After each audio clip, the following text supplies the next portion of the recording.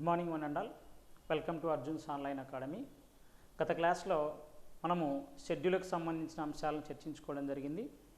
ఈరోజు క్లాస్లో భారత రాజ్యాంగంలోని భాగములు, ఆ భాగంలో పొందుపరిచిన అంశాలు, వాటి గురించి తెలిపేటువంటి నిబంధనల గురించి తెలుసుకుందాం. సో కాబట్టి భారత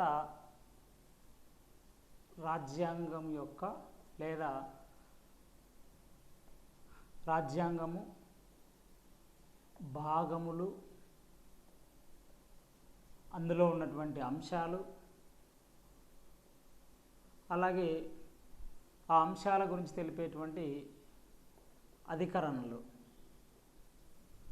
సో వీటి గురించి మనం పరిశీలించినట్లయితే,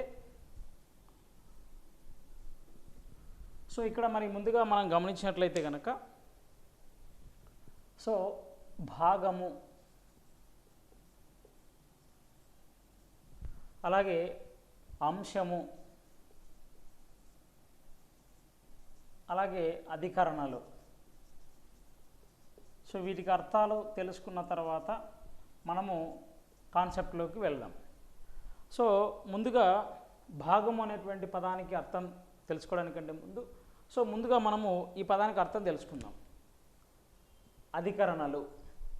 సో అధికరణలు అనగా భారత రాజ్యాంగంలో భారతదేశంలో నివసించేటువంటి ప్రజలు, ప్రభుత్వాలు ఎలా నడుచుకోవాలనో పాయింట్ల రూపంలో రాసుకున్నటువంటి వాటిని ఏమంటామంటే అధికరణలు అంటాం. సో ఈ అధికరణలకు మనము వివిధ రకాల పేర్లను వాడచ్చు. నిబంధనలు, ప్రకరణలు, లేదా ఇంగ్లీష్లో ఆర్టికల్స్, అలాగే పరిచ్ఛేదనలు,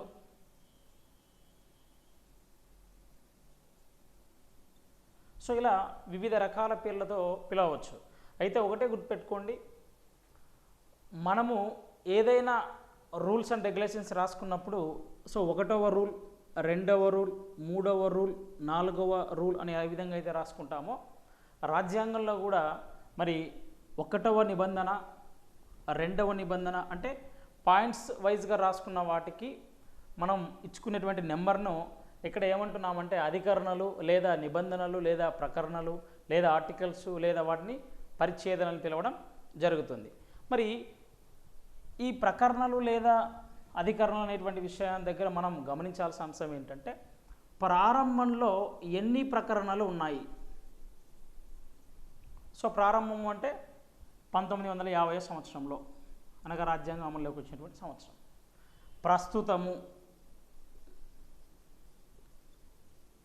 ప్రస్తుతం ఎన్ని అంశాలు ఉన్నాయి అంటే 2020 సంవత్సరం నాటికి. సో ఇక్కడ మనం గమనించినట్లయితే కనుక 1950 సంవత్సరంలో అనగా రాజ్యాంగం అమల్లోకి వచ్చినప్పుడు ఎన్ని ప్రకరణలు లేదా నిబంధనలు ఉన్నాయంటే 395 ప్రకరణలు ఉన్నాయి. ప్రస్తుతం ఎన్ని ఉన్నాయంటే దాదాపుగా 475 ప్రకరణలు ఉన్నాయి. అయితే ఇక్కడ గుర్తుపెట్టుకోవాల్సిన అంశం ఏమిటి అంటే, రాజ్యాంగంలో ఉన్నటువంటి అధికరణల సంఖ్య 395 అనేటువంటిది ఎప్పటికీ మారదు. 395 సంఖ్య మారదు. అంటే ఎప్పుడైనా రాజ్యాంగంలో కొత్తగా ఏదైనా ఒక ఆర్టికల్ను చేర్చాలన్నప్పుడు సో ఖచ్చితంగా ఉదాహరణకు 51A అనేటువంటి నిబంధన తీసుకున్నట్లయితే 51A నిబంధనలు ఏమున్నాయంటే ప్రాథమిక విధుల గురించి ప్రస్తావించడం జరిగింది. అంటే ప్రాథమిక విధులు అనేటువంటి కాన్సెప్టు మౌలిక రాజ్యాంగంలో లేదు. కానీ 1976 సంవత్సరంలో జరిగినటువంటి 42వ రాజ్యాంగ సవరణ చట్టం ద్వారా ప్రాథమిక విధులు అనేటువంటి అంశమును ఎక్కడ చేర్చుకున్నాము అంటే, ఆల్రెడీ 51వ నిబంధనలో ఆదేశిక సూత్రాల గురించి ప్రస్తావించుకున్నాం. ఆ ఆదేశిక సూత్రాలలో భాగంగా ఉన్నటువంటి 51వ నిబంధనలో ప్రాథమిక విధులను అదనంగా 51A అని యాడ్ చేసుకొని మనం ప్రాథమిక విధులను చేర్చుకోవడం అనేటువంటిది జరిగింది. అంటే భారత రాజ్యాంగంలో 1950 నుంచి నేటి వరకు సంఖ్య అనేటువంటిది 395గానే ఉంటుంది.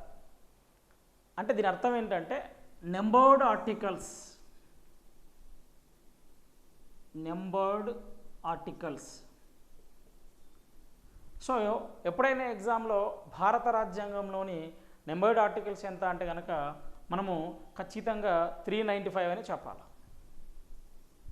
అలా కాకుండా మిమ్మల్ని నెంబర్ ఆఫ్ ఆర్టికల్ అన్నాడు అనుకోండి,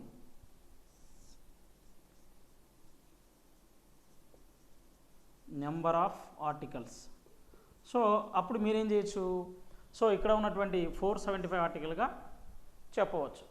అయితే సంఖ్య మారదు, మరి ఇక్కడేమో నెంబర్ ఆఫ్ ఆర్టికల్స్ ఉన్నప్పుడు 475 అనేటువంటిది ఎట్లా వస్తుందంటే, సో ఇందాక చెప్పుకున్నాం, ఏదైనా ఒక అంశమును భారత రాజ్యాంగంలో చేర్చుకున్నట్లయితే మనం ఏం చేస్తాము, ఏ, బి, సి, డి, ఈ ఇలా యాడ్ చేసుకుంటూ వెళ్ళడం జరుగుతుంది. అంటే ఉదాహరణకు మనము పంచాయతీరాజ్ వ్యవస్థను గమనించినట్లయితే, సో ఈ పంచాయతీరాజ్ వ్యవస్థకు సంబంధించి మరి కాన్స్టిట్యూషన్లో T43 నుంచి 243 వరకు మనం రాజ్యాంగంలో కొత్తగా నిబంధనలు చేర్చుకోవడం జరిగింది. అలాగే మున్సిపాలిటీలకు సంబంధించి కూడా 243P నుంచి 243ZG వరకు చేర్చుకోవడం జరిగింది. అంటే మున్సిపాలిటీలు అనేటువంటి వాటి గురించి కొత్తగా రాజ్యాంగంలో ప్రస్తావించుకోవడం జరిగింది 74వ రాజ్యాంగ సవరణ చట్టం ద్వారా. మరి అందుకోసము 243P నుంచి 243ZG వరకు, అంటే PQRSTUVWXYZ ZA ZB ZC ZD ZEFG అలా అదనంగా యాడ్ చేసుకోవడం జరిగింది. అలా చేర్చుకుంటూ వచ్చేటువంటి సంఖ్యనే ఇక్కడ మనం ఏమంటున్నామంటే 475 అని అంటున్నాం. అందుకే ఏమంటున్నాము, number of articles in the present constitution there are the 475 articles, but whenever ask in the examination how many numbered articles in the constitution 395. అంటే నెంబర్డ్ ఆర్టికల్ అన్నప్పుడు 395 చెప్పాల్సి ఉంటుంది, నెంబర్ ఆఫ్ ఆర్టికల్స్ ఉన్నప్పుడు 475 చెప్పాల్సి ఉంటుంది. ఈ విధంగా మరి భారత రాజ్యాంగంలో అనగా 1950 సంవత్సరంలో 395 ప్రకరణలు ఉన్నాయి, అనగా ప్రస్తుతానికి 475 ప్రకరణలు అనేటువంటివి ఉన్నాయి. అయితే నెంబర్డ్ ఆర్టికల్ అన్నప్పుడు 395, నెంబర్ ఆఫ్ ఆర్టికల్ అన్నప్పుడు 475. సో ఇది గమనించాలి. ఇకపోతే రెండవ అంశం వచ్చేసి ఇక్కడ భాగము. సో భాగం అనేటువంటి పదాన్ని మనకు తెలిసినటువంటిది ఇంగ్లీష్లో పార్ట్ అంటాం. సో మరి ఇక్కడ భాగము అంటే ఏమిటి అంటే వివిధ నిబంధనలను కొన్ని గ్రూపులుగా విభజించుకొని దానికి పెట్టుకున్నటువంటి పేరుని ఏమంటాము అంటే భాగము అని పిలుస్తాం. వివిధ ప్రకరణల యొక్క సమూహమునే, అంటే సమ్ గ్రూప్ ఆఫ్ ఆర్టికల్స్, కొన్ని నిబంధనల సమూహంని ఏమంటున్నాం మనము అంటే భాగము అంటున్నాం. సో మరి ఈ భాగం విషయానికి వస్తే ప్రారంభంలో ఎన్ని భాగాలు ఉన్నాయి, ప్రస్తుతం ఎన్ని భాగాలు ఉన్నాయి. సో ప్రారంభం అన్నప్పుడు 1950 సంవత్సరం, ప్రస్తుతం అన్నప్పుడు 2020 సంవత్సరం. మరి ఎన్ని భాగాలు ఉన్నాయనే విషయాన్ని కూడా మనం గమనించినట్లయితే, సో ఇక్కడ ప్రారంభంలో 22 భాగాలు ఉన్నాయి, ప్రస్తుతము 25 భాగాలు ఉన్నాయి. ఇక్కడ కూడా మీరు గమనించాల్సిన అంశం ఏంటంటే కాన్స్టిట్యూషన్లో భాగాల పరంగా కూడా చివరగా ఉండేటువంటి భాగం యొక్క నెంబర్ ఎంత అంటే కనుక సో ఈ విధంగా ఉంటుంది రోమన్ అంకెల రూపంలో. అయితే ఇక్కడ మనం ఏమంటున్నాం, ప్రస్తుతం 25 భాగాలు ఉన్నాయి, ప్రారంభంలో 22 భాగాలు ఉన్నాయి అంటున్నాం. మరి ఈ 22 అనేటువంటి నెంబర్ ఎప్పటికీ మారదు. కొత్తగా ఏదైనా ఒక భాగాన్ని రాజ్యాంగంలో చేర్చుకోవాలి అదనంగా అన్నప్పుడు ఖచ్చితంగా ఏబిసి ఇట్లాంటివి మాత్రమే చేర్చుకుంటాం. ఆ క్రమంలో చేర్చుకోవడం వల్ల ఏం జరుగుతుందంటే కనుక ఇక్కడ నెంబర్ ఆఫ్ పార్ట్స్ అన్నప్పుడు 25 భాగాలు వస్తుంది. నెంబర్ ఆఫ్ పార్ట్స్ అన్నప్పుడు 25 భాగాలు. అలా కాకుండా నెంబర్డ్ పార్ట్స్ అన్నాడు అనుకోండి, numbered parts. So numbered parts అన్నప్పుడు 22. సో నెంబర్ ఆఫ్ పార్ట్స్ అన్నప్పుడు 25. అంటే ఇక్కడ మనం ఏం అర్థం చేసుకోవాలి, కొన్ని భాగాలు అనేటువంటివి కూడా భారత రాజ్యాంగాన్ని చేర్చుకోవడం అనేటువంటిది జరిగింది. ఎలా చేర్చుకున్నాము? రాజ్యాంగ సవరణ చట్టాల ద్వారా. రాజ్యాంగ సవరణ చట్టాల ద్వారా. సో ఎన్ని భాగాలు చేర్చుకున్నాము అనేటువంటి విషయాన్ని కూడా మనం గమనించినట్లయితే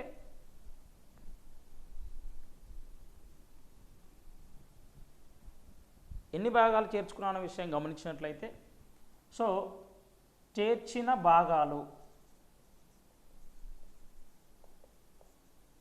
సో 4 భాగాలు చేర్చుకున్నాం. సార్ మరి 22 ఉన్నాయి, 4 భాగాలు కదా చేర్చిన భాగాలు అంటే, సో 22కు 4 కలిపి 26 అయితే కదంటే ఇక్కడ తొలగించిన భాగం కూడా ఉంది. తొలగించిన భాగం. సో తొలగించిన భాగం ఎన్ని అంటే 1. మరి తొలగించిన భాగం ఏది అనే విషయాన్ని మనం పరిశీలించినట్లయితే సో తొలగించిన భాగం వచ్చేసి 7వ భాగం. సో కొత్తగా చేర్చినటువంటి 4 భాగాలు ఏవి అనే విషయాన్ని పరిశీలించినట్లయితే సో చూడండి, 4A అనేటువంటి భాగము, అలాగే 9A అనేటువంటి భాగము, 9B అనేటువంటి భాగము, 14A అనేటువంటి భాగం.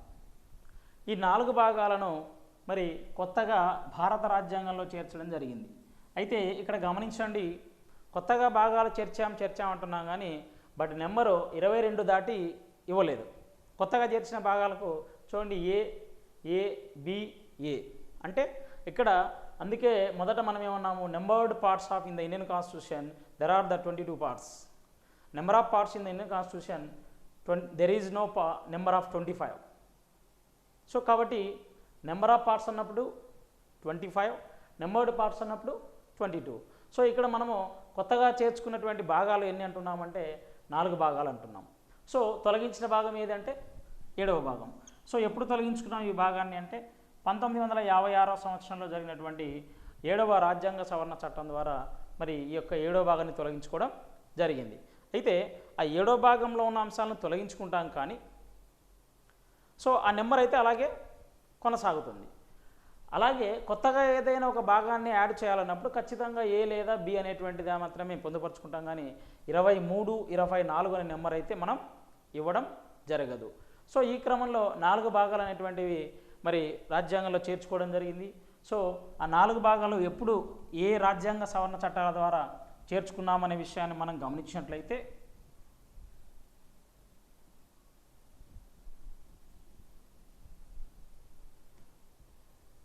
సో చూడండి, 4A అనేటువంటి భాగము చేర్చుకున్నాం, 9A అనేటువంటి భాగాన్ని చేర్చుకున్నాం, అలాగే 9B అనేటువంటి భాగాన్ని చేర్చుకున్నాం, అలాగే 14A అనేటువంటి భాగాన్ని కూడా మనం చేర్చుకోవడం జరిగింది.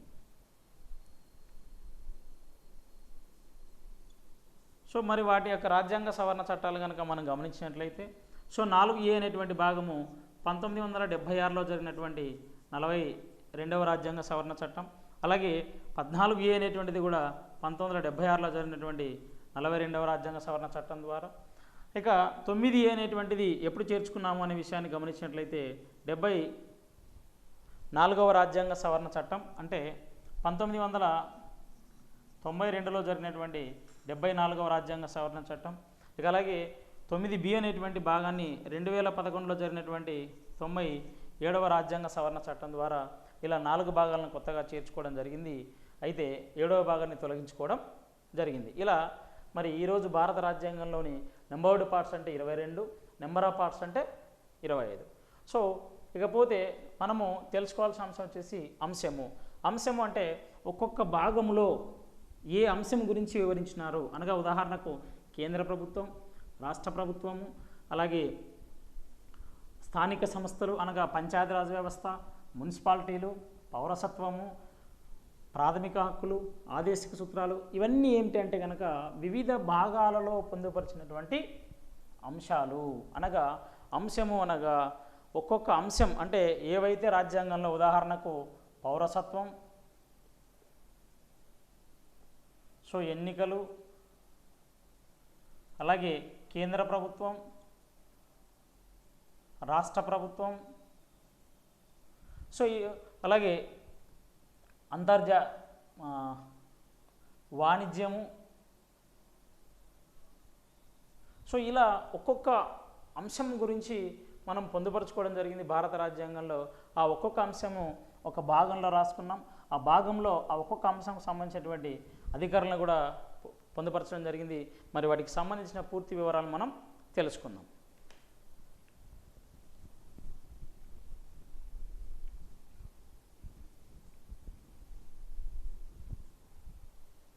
సో భాగము,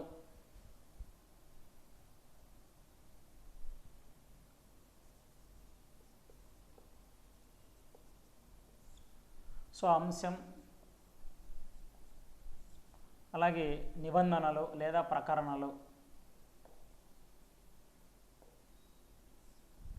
సో అదే విషయాన్ని మనం గమనించినట్లయితే, సో ఇక్కడ మొదటి భాగం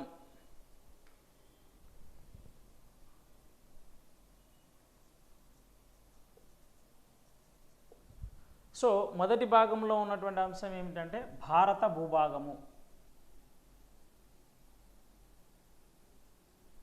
అంటే భారత భూభాగానికి సంబంధించి భారత రాజ్యాంగంలో ఎన్నో భాగంలో రాసుకోవడం జరిగిందంటే మొదటి భాగంలో. మరి భారత భూభాగం అనేటువంటిది ఈరోజు ఏ విధంగా ఉంది? సో 28 రాష్ట్రాలు, అలాగే 8 కేంద్రపాలిత ప్రాంతాలుగా ఈరోజు భారత భూభాగాన్ని మనం గమనించవచ్చు. సో వాటికి సంబంధించినటువంటి పూర్తి వివరాలను మొదటి భాగంలో మనము తెలుసుకుంటాం. మరి మొదటి భాగానికి సంబంధించినటువంటి భారత భూభాగానికి సంబంధించి ఏ ప్రకరణలు తెలియజేస్తాయంటే 1 నుంచి 4 వరకు ఉన్నటువంటి ప్రకరణలు తెలియజేస్తాయి.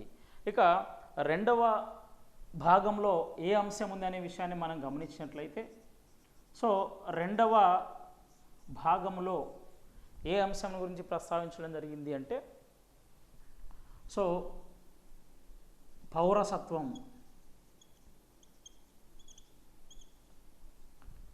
మరి పౌరసత్వము అంటే ఏమిటంటే దేశంలో నివసించే పౌరులు ఒక దేశ పౌరునిగా గుర్తింపు కలిగి ఉండడాన్ని ఏమంటున్నామంటే పౌరసత్వం అని పిలుస్తున్నాం. మరి ఈ పౌరసత్వానికి సంబంధించి రెండవ భాగంలో ప్రస్తావించారు. మరి ఈ పౌరసత్వాన్ని గురించి తెలిపేటువంటి నిబంధనలు ఏవి అంటే 5 నుంచి 11 వరకు ఉన్నటువంటి ప్రకరణలు అనేటువంటివి పౌరసత్వం గురించి తెలియజేస్తాయి. ఇక మూడవ భాగం మనం గమనించినట్లయితే, సో మూడవ భాగంలో ఏ అంశం గురించి ప్రస్తావించారు అంటే కనుక ప్రాథమిక హక్కులు. ప్రాథమిక హక్కులు. సో ప్రాథమిక హక్కులు అనగా ఒక వ్యక్తి యొక్క సర్వతోముఖాభివృద్ధికి తోడ్పడేటువంటి హక్కులనే ప్రాథమిక హక్కులు అని పిలుస్తాం. మరి ఈ ప్రాథమిక హక్కులకు సంబంధించి ఏ నిబంధనలు తెలియజేస్తాయంటే 12 నుంచి 35 వరకు ఉన్నటువంటి నిబంధనలు తెలియజేస్తాయి. ఇక 4వ భాగాన్ని మనం గమనించినట్లయితే,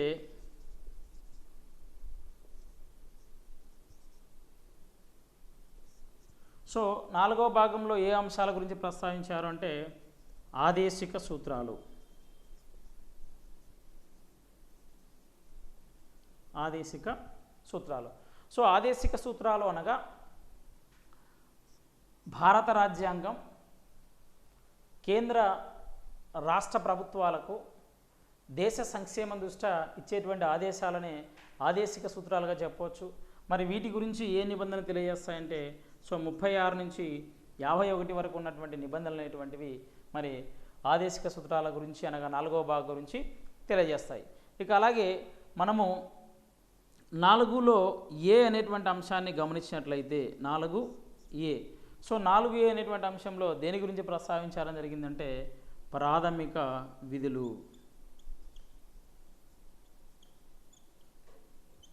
ప్రాథమిక విధులు. మరి ప్రాథమిక విధులు అంటే ఏమిటంటే దేశంలో ఉన్న ప్రతి పౌరుడు ఖచ్చితంగా నిర్వహించవలసినటువంటి బాధ్యతలనే ప్రాథమిక విధులని చెప్పవచ్చు. మరి ఈ ప్రాథమిక విధుల గురించి తెలిపేటువంటి నిబంధన ఏదంటే 51A అనేటువంటి నిబంధనలు మరి 4Aలో ఉన్నటువంటి ప్రాథమిక విధుల గురించి తెలియజేస్తాయి. ఇక తర్వాత 5వ భాగం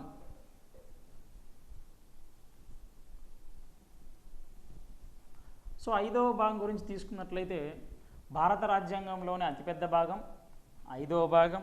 అలాగే ఈ 5వ భాగం గురించి దాదాపుగా 100 ప్రకరణలు తెలియజేస్తాయి. మరి వాటి గురించి కూడా మనం గమనించినట్లయితే చూడండి, 5వ భాగం. సో మరి ఈ 5వ భాగాన్ని మనం గమనించినట్లయితే ఈ 5వ భాగంలో ఏ అంశం గురించి ప్రస్తావించారు అంటే కేంద్ర ప్రభుత్వం గురించి ప్రస్తావించారు.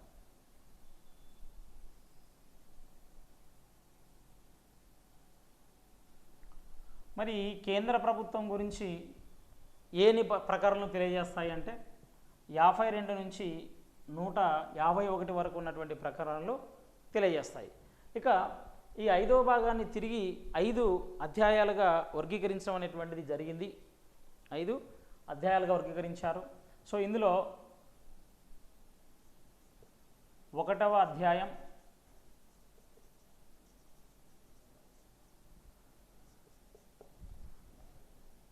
2వ అధ్యాయం,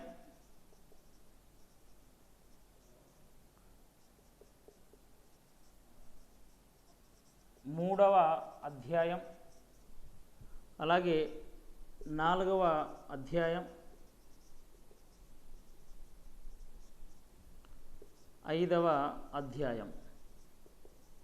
ఇలా 5 అధ్యాయాలుగా 5వ భాగాన్ని వర్గీకరించడం జరిగింది. మరి ఈ 5 అధ్యాయాల్లో అనగా మొదటి అధ్యాయంలో అంటే కేంద్ర ప్రభుత్వాన్ని 5 అధ్యాయాలుగా వర్గీకరించారంటున్నాం. మరి ఇందులో మొదటి అధ్యాయంలో ఏ అంశం గురించి ప్రస్తావించారంటే కేంద్ర కార్యనిర్వాహక శాఖ గురించి ప్రస్తావించారు. కేంద్ర కార్యనిర్వాహక శాఖ గురించి. మరి కేంద్ర కార్యనిర్వాహక శాఖ గురించి ఏ ప్రకరణలు తెలియజేస్తాయి అంటే సో 52 నుంచి 78 వరకు ఉన్నటువంటి ప్రకరణలు కేంద్ర కార్యనిర్వాహక శాఖ గురించి తెలియజేస్తాయి. ఇక 2వ అధ్యాయంలో ఏ అంశం ప్రస్తావించారంటే కేంద్ర శాసన నిర్మాణ శాఖ.